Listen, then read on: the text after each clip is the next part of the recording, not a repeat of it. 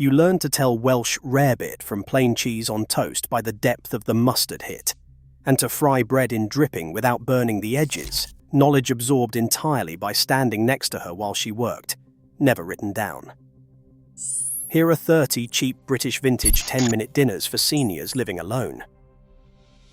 Welsh rarebit had been feeding working-class families since at least the 1500s, when it went by the Welsh name cors pobi, toasted cheese, and by the 1720s, it had spread across Britain under the jocular name Welsh rabbit, a wink at the fact that this was the closest thing to meat many households could manage on a Tuesday night. The technique separated it from plain cheese on toast. You melted sharp cheddar slowly into ale with a knife tip of dry mustard and a few drops of Worcestershire sauce, stirring until it became a thick liquid sauce rather than a slab, then poured it across bread toasted on one side only, so the underside stayed soft enough to soak up every drop before the grill browned the top to dark gold. She never measured. The mustard went in until the colour looked right, the ale until the sauce moved right. You watched a dozen times before you understood what right actually meant, and by then, she was already plating it up. The kippers came out of the grill pan, filling the whole house before you reached the kitchen. That deep, smoky saltfish smell meant your nan was up, and the morning had already decided what kind of day it was going to be. A kipper is a herring split open and cold smoked over oak or beechwood until it turns deep copper brown. It was a preservation technique that let working fishing communities along the Yorkshire, Scottish, and Northumbrian coasts send them inland before refrigeration existed. She grilled them flesh side down first for 3 minutes, then flipped them and laid a knob of butter directly on the flesh to melt through the bone gaps as they finished. There was a particular way she ate around the bones, the same motion every time starting at the tail, that you never properly learned until it was too late to ask her to show you again. The recipe card survived. The patience that went with it did not. Before anyone in your street owned a fridge, the dripping tin lived on a shelf in the back kitchen, a brown earthenware pot collecting fat rendered from every Sunday joint, every rasher, every pork chop that had gone under the grill. Dripping was working-class gold. During the rationing years from 1940, when butter was controlled and margarine tasted of nothing at all, a thick spread of beef dripping on white bread with a shake of salt was a meal in itself. And in northern homes from Lancashire to County Durham, the mucky layer at the bottom of the pot, that dark jelly of meat sediment and rendered fat, was always the most prized. You scraped for the mucky bit. You never wasted it. A slice of bread with dripping cost practically nothing, filled you completely, and carried a flavour so specific to those particular kitchens that no modern spread has come close. The dripping tin slipped away so quietly, nobody noticed it had gone, until they went looking for it. Sardines on toast had been a respectable British supper since the Victorian era, when tins of Portuguese sardines first appeared on corner shop shelves at a few pence apiece. The technique the old cooks used was not to simply open the tin and lay the fish flat. You drained the oil, kept 2 or 3 whole sardines aside, mashed the rest to a rough paste with a fork, pressed it right to the edges of buttered toast so nothing burned bare under the grill, then laid the whole sardines on top for the last 3 minutes and served it the moment the edges crisped. That specific sizzle, oil bubbling at the edges of the bread, told you the timing was right. If you had to ask how long, you had never watched anyone do it properly. Sardines on toast stopped appearing on family tables in the 1980s, replaced by convenience food that took longer to prepare and left you feeling emptier an hour later. Egg and chips was the meal that appeared at the end of the month before payday, when everything else had been accounted for and there was still a week to go. The chip pan was not a luxury. It was infrastructure. Every working-class kitchen in Britain had one, seasoned with years of use until the fat itself had memory, and the chips it produced tasted of every meal that had come before them in that particular pan. You cut the potatoes thick and fried them twice, once at a lower temperature to cook through, then again in hotter fat to blister the outside gold. A single egg fried in the same fat. That was tea. When she cracked the egg into the hot dripping and tilted the pan to baste the yolk, it set at the edges while the center stayed soft, a move you either knew or did not know. Egg and chips carried no cultural pretension. It was honest food for a body that had worked all day, made from almost nothing. If egg and chips was what you made with whatever remained, bubble and squeak was what you made from the Sunday joint's leftovers.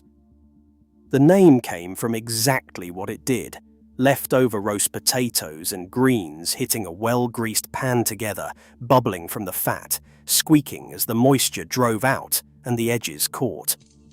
The dish had been documented in English kitchens since the 1700s as a use for the joint's remains, and by the post-war years it had become the unspoken rule. Nothing from Sunday dinner was thrown away. It was pressed flat into the pan on Monday evening and fried to a crispy-bottomed cake. You needed a wide pan, a confident flip, and the willingness to let it sit undisturbed long enough to develop a proper crust. Lift it too soon, and it fell apart. Every cook had her own addition: spring onions, a scrape of mustard, a few leftover sprouts. Nothing was measured. Nothing was wasted. The whole point was the crust. Liver and onions divided every household it appeared in. The children dreaded it. The adults knew it was one of the most economical suppers available for a working family's budget. Through the 1940s and 50s, beef liver cost a fraction of any comparable cut. The women who cooked it knew exactly how to stop the bitterness taking hold. A short soak in cold milk before cooking, dried thoroughly, sliced thin, then seared fast in a very hot pan. Overcooked liver turned grey and leathery, but liver caught at exactly the right moment, still slightly pink at the centre, was something else entirely. They smothered it in thick onion gravy built slowly in the same pan. They took the cut nobody else wanted and turned it into a dish that fed a family of 4 for almost nothing. It appeared on school dinner menus from the 1960s and was knocked off them by the 1980s, by which time a generation of adults had sworn they would never cook it again. Most of them never did. Now nobody is left who knows how to do it right. The corned beef came in a flat trapezoidal tin with a key on the side you wound back to open, one of the defining objects of wartime rationing alongside powdered egg and the Ministry of Food leaflets. Corned beef hash was what happened when you diced that tin with half an onion and 2 cold potatoes. Press the whole lot into a heavy frying pan and let the bottom turn crispy and caramelized, the fat from the beef seeping out and basting everything it touched. A runny egg broken over the top at the end, and you had a hot supper from nothing. The post-war years taught an entire generation to look at a tin and see a meal rather than a ration, the transformation of pressed wartime food into something genuinely delicious through technique and patience alone. That skill died quietly when the last generation who learned it under necessity stopped cooking.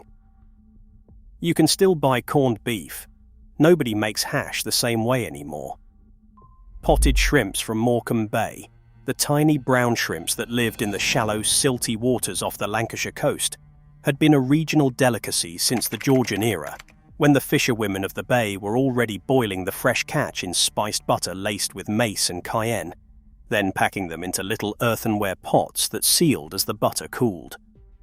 The technique was a preservation method as much as a recipe, packed tight under clarified butter so the shrimps kept for several days. When you turned them out onto thin brown toast and let the butter begin to melt at the edges of warm bread, the result was extraordinary for something so simple. The Morecambe Bay shrimp fishery peaked in the 1930s and 40s when boats went out before dawn and the potted pots were delivered to inland towns by train the same morning. The fishery contracted through the 1970s. The tradition of making them at home went quiet before the shrimps became scarce, and the woman who knew the exact ratio of mace to cayenne is no longer here to ask. Ham, egg and chips was a meal with a specific geography. It belonged to the Northern Chip Shop, the Transport Cafe, the Works Canteen, and the back kitchens of terraced houses from Sheffield to Sunderland, where the chip pan never went cold for long.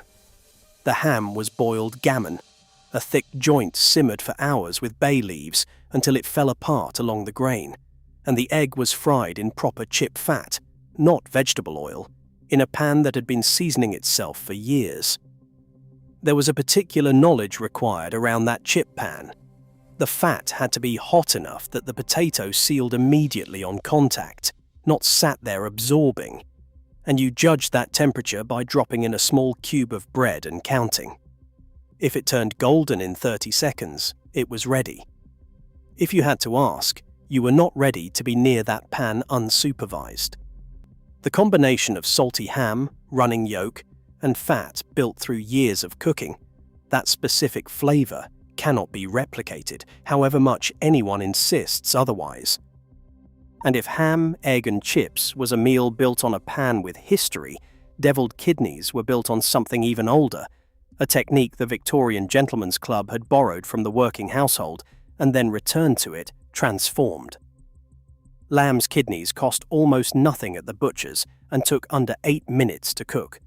Halved, the white core removed with a small sharp knife, dried thoroughly, then seared in very hot butter for no more than 2 minutes aside. Overcooked, they became grainy and bitter, but caught at the right moment they were silky and rich. The devil came from the sauce. Worcestershire sauce, dry mustard, cayenne, the cooking butter, reduced in the hot pan to a glaze, served on toast fried in dripping. The transformation, offal from the discard pile into something genuinely elegant, was quiet alchemy practiced by generations of women who had learned that the cut nobody wanted, prepared correctly, became the dish everybody came back for. Peas pudding had been sustaining the northeast of England since long before anyone alive today could remember. Split yellow peas were boiled in a muslin cloth alongside the bacon joint until they collapsed into a thick, yielding mass. The pudding was scooped out, golden, to eat hot with the ham, or left to cool and sliced cold the next day with bread and a smear of butter.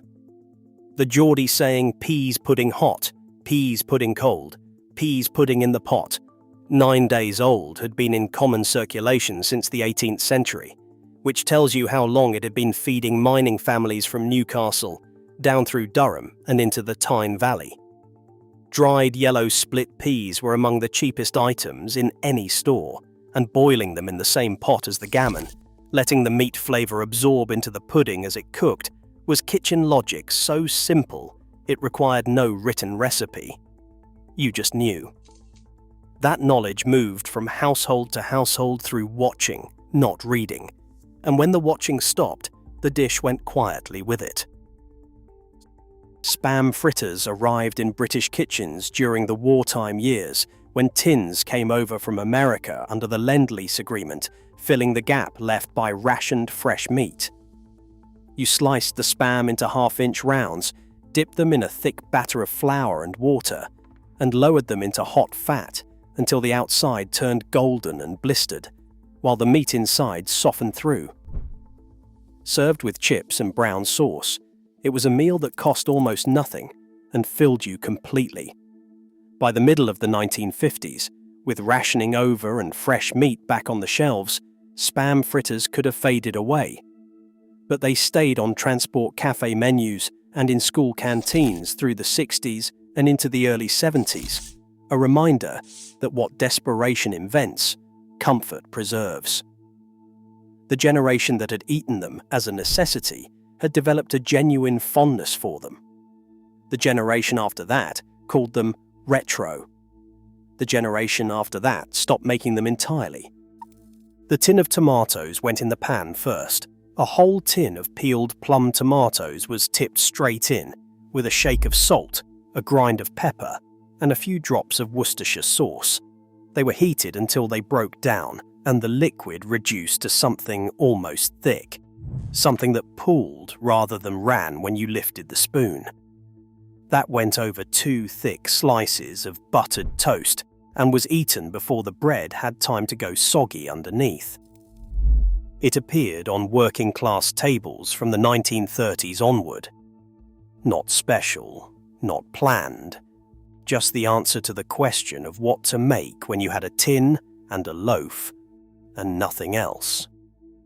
The tinned tomatoes had a concentrated sweetness when they cooked down that no fresh tomato ever quite replicated, and the Worcestershire cut through it in a way that made plain bread feel like a proper supper. Her version had a specific darkness to it. Nobody has made it quite that way since. Kedgeree came to the British table from colonial India, carried back by returning civil servants who had eaten a spiced rice dish called khichdi in the subcontinent and could not entirely leave it behind. By the Victorian era, it had been domesticated.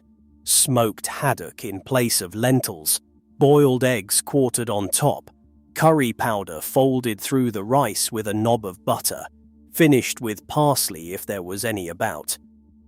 The smoked haddock was the key.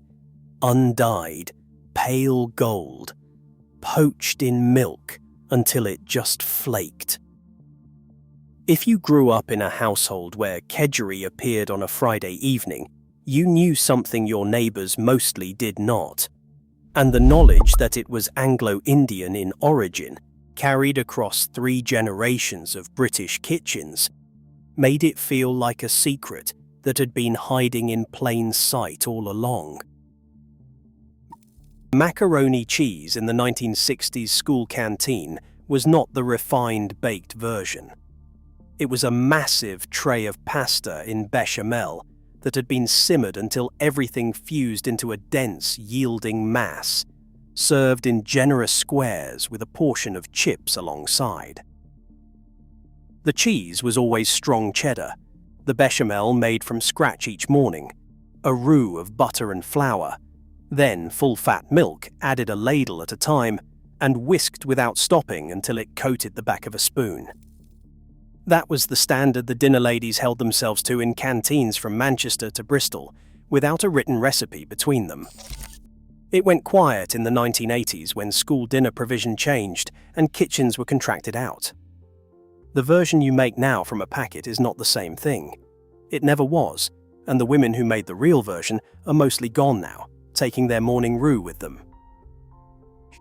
Sugar bread was the supper you were given when the week had run too thin for anything else. White bread, a thick scrape of margarine, and a heavy sprinkle of granulated sugar pressed down so it stayed put when you picked it up. Children across working-class Britain ate this from the 1920s through to the 1970s without anyone calling it a recipe, because it was not a recipe. It was what you made when the alternatives had run out, and the sweetness against the fat of the margarine and the softness of cheap white bread delivered something that tasted, to a child, like a small kindness. The women who made it did not think of themselves as making do. They were feeding their family what they had, without comment and without complaint. Sugar bread vanished, not because anyone decided to stop making it, but because the economics that had made it necessary gradually ceased to apply. You never forgot the taste. Nobody who ate it ever did. Deviled eggs appeared at every church fete, village fair, bring and share table, and on the back bars of working men's clubs from the 1940s through the 70s, halved hard-boiled eggs with the yolks mashed to a paste with dry mustard, a little malt vinegar, and cayenne dusted with paprika, arranged in neat rows on white plates. The technique was barely a technique. You boiled the eggs for 10 minutes, cooled them, halved them cleanly. The skill was in the balance, enough mustard to cut the richness, enough vinegar to sharpen, not so much cayenne that it overwhelmed. An old woman at a West Midlands church fete once told you the secret was a few drops of malt vinegar, and absolutely nothing else. She never wrote it down. The deviled egg stopped showing up at community gatherings somewhere in the 1980s, replaced first by prawn cocktail and then by dips from a supermarket tub, and the recipe went with the people who had carried it in their heads rather than on cards. Scotch woodcock belonged to the same family of jocular British names as Welsh rabbit. Scrambled eggs, enriched with cream, barely set, laid over toast spread with gentleman's relish or anchovy paste, then finished with anchovy fillets across the top. The name was a 19th century joke. A woodcock being a bird of some expense, this dish was the answer to how to serve something elevated when the actual ingredients cost almost nothing. By the 1930s, it had moved from Edinburgh townhouse suppers into back kitchens across Britain, wherever a tin of anchovies and a few eggs could be found. The key was not to overcook the egg. It needed to be barely set, still creamy, lifted from the heat while it still moved in the pan. Most people overcooked it. The ones who got it right had learned by watching someone who had never once needed to explain the difference between done and just done. The kitchen went quiet on the nights she made Cullen skink, just the low bubble of the hob and the smell of smoked haddock working into warm milk, filling the small kitchen the way only fish soup can. Cullen skink comes from the fishing village of Cullen on the Moray Firth coast in northeast Scotland. Naturally, cold smoked haddock caught in those northern waters was the primary protein for working families. A single piece of fish poached in full fat milk with a roughly chopped onion and diced potato could become a whole bowl of supper. No cream, no fuss. Salt, white pepper, a knob of butter stirred in at the very end. She made it on Fridays in the winter, always with bread to tear and dip, always from the same battered pot she never replaced. The last person who made it the way she did stopped cooking in 1983. Cheese and potato pie appeared on school dinner menus across Britain through the 1970s as a meatless option that managed to be genuinely satisfying. Mashed potato mixed with strong cheddar, a fried onion folded through, packed into a shallow baking dish, scored across the top with a fork, and baked until the ridges went golden and the edges crisped against the sides of the tin. Served with a generous ladle of baked beans alongside and nothing else, the combination worked better than it had any right to. The dense, savoury potato, the sharpness of the cheese, the sweetness of the beans. The dish required no pastry, no meat, no stock. It was built entirely from the cheapest possible ingredients by dinner ladies in canteens from Coventry to Carlisle without a written recipe between them. Church suppers and village harvest fetes served it through the same years, always in a large enamel dish, always with exactly the same scored top. What started as a budget solution ended up as a dish people specifically requested. Nobody tends to make it at home anymore. Mince and dumplings was not a recipe in any household that made it regularly. It was a rhythm. You browned minced beef with a roughly chopped onion in whatever fat was in the pan, added a stock cube in boiling water, some diced carrot if they were about, and let it simmer while you mixed the suet dumplings, self-raising flour, shredded suet, a pinch of salt, and cold water worked in just until the dough held together. The dumplings went on top for the last 20 minutes with the lid on tight, and you did not lift that lid. You could hear when they were ready, a different quality to the bubble, something muffled and slow. The pot fed 4 people on ingredients that cost almost nothing. The women who made it are gone. The suet dumplings went quietly with them. Lancashire hot pot had been the signature dish of the mill towns and weaving communities of East Lancashire since the early 19th century, when mutton was still cheap enough for working families, and the tall brown earthenware pots made in the local potteries became its defining vessel. You layered raw mutton, neck or scrag end, never an expensive cut, with sliced kidney, onion and carrot, added a little stock, then covered the whole thing with overlapping potato slices that baked to a golden crust as the oven did its slow work. The pot sealed in the steam, the mutton softened until it fell from the bone, and the potato lid absorbed the fat from the lamb as it cooked. You started it in the morning and ate at night, and the longer it sat, the better it became. The mill workers who had first made it did so because they could not leave the loom to tend a pot that needed watching. It needed no watching at all. That was the whole point of it. Pickled herring with vinegar potatoes tells you everything about a community. It was a supper from the northern mining towns where malt vinegar stood in for almost everything. Boiled potatoes were the cheapest bulk food available, and pickled herring provided the protein a 12-hour underground shift required. You boiled the potatoes in their skins and peeled them while still hot enough to burn your hands, because cold potatoes never absorbed the vinegar the same way. Then you doused them while steaming with a heavy pour of malt vinegar, and ate them alongside the herring with nothing else at all. The sharp vinegar cut through the starchy potato in a way that woke you up rather than settling you down.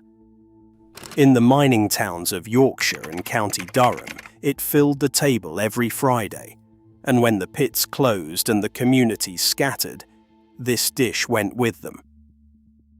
But if pickled herring and vinegar potatoes vanished when the communities that made them scattered, cauliflower cheese disappeared much more quietly, one kitchen at a time, one generation at a time, as the women who knew how to make it properly stopped cooking, and nobody quite managed to learn the method before they did. The Delia Smith era of the 1970s brought it into countless households as a solo supper. The technique was not difficult.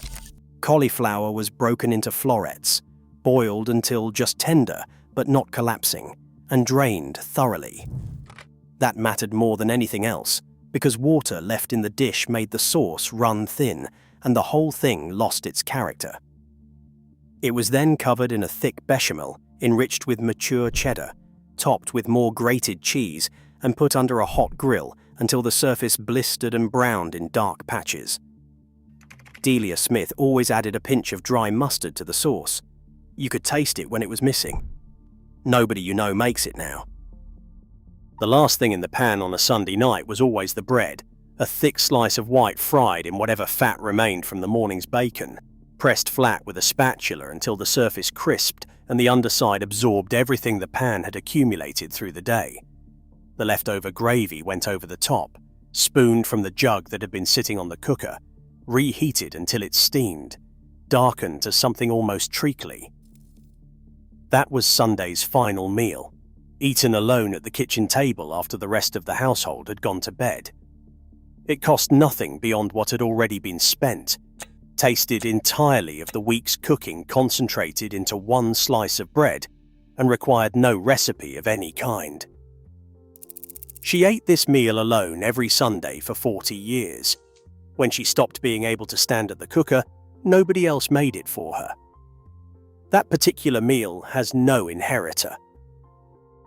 Tinned salmon was not an everyday item. It was the tin that came out on Sunday for high tea, alongside the cucumber, the hard-boiled eggs, the iceberg lettuce, and the bottle of salad cream that was the only dressing these tables ever used. The salmon was mashed lightly with a fork, laid on a plate, and eaten cold with bread and butter. The bones were softened by the canning process, and the old women always ate them deliberately for the calcium. Through the rationing years and into the 1950s, a tin of salmon cost more than sardines, more than corned beef, more than almost anything else on the tinned goods shelf. Opening one on a Sunday carried a particular weight. She opened one every Sunday without fail for 40 years. The ritual outlasted the reason for it by 3 decades, and when she was gone, the last tin stayed on the shelf until someone came to clear the house. Onion gravy and bread existed at the very end of things, end of the month, end of the week, end of the cupboard, when the onions were the last vegetable in the rack and there was nothing else to put on the table.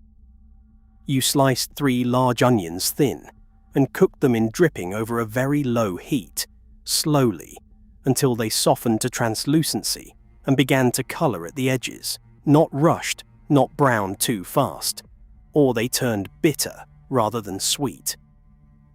Then a little flour, a stock cube dissolved in hot water, salt and pepper, reduced to a thick dark gravy, which was poured over bread and eaten with a spoon. The slow cooking pulled something from those onions, the cheapest vegetable in any market, that transformed them entirely. More than one person who ate it again in later life, by choice, found they could not explain why it tasted better than it should have. She made it without complaint. She made it without comment. She made it taste like something. Semolina pudding came in a deep enamel bowl with a spoonful of strawberry jam pressed into the surface before it fully set. The jam bled into the pudding in a slow pink cloud that spread out under the back of the spoon if you let it. The semolina itself was simmered in full-fat milk with a little sugar and a knob of butter, stirred constantly for 10 minutes until it thickened to something between a porridge and a custard. Too thin, and it ran across the bowl. Too thick, and it set before you could eat it. The dinner ladies at school in the 1950s and 60s served it as the last pudding on Fridays, always in the same enamel bowls, always with the jam pressed in, and the small ones who had eaten it there recognized it instantly when they found it on the table at home. She had learned it from her mother, who had learned from hers. The children she made it for are grandparents themselves now.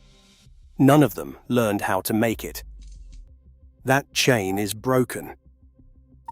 In the end, it came down to this: a single egg, a single slice of bread with the thinnest smear of dripping, a pot of tea going cold on the side of the hob, a poached egg broken over toast, the white just set, the yolk still running when you pressed it with the back of a spoon, eaten alone at the kitchen table in a house that had once held more noise than one person knew what to do with. She had made this for herself on every evening she was alone, which was most evenings, in the years after everyone else had grown up and moved away. The skill in a poached egg is in knowing when to lift it. 30 seconds too long and the yolk goes chalky. 30 seconds too soon and it falls apart. And she had known that timing for 60 years, without once needing to think about it. The last time she made it exactly right. Nobody was there to see. Those kitchens have gone quiet, one by one. If any of these brought yours back, tell us below which one she used to make.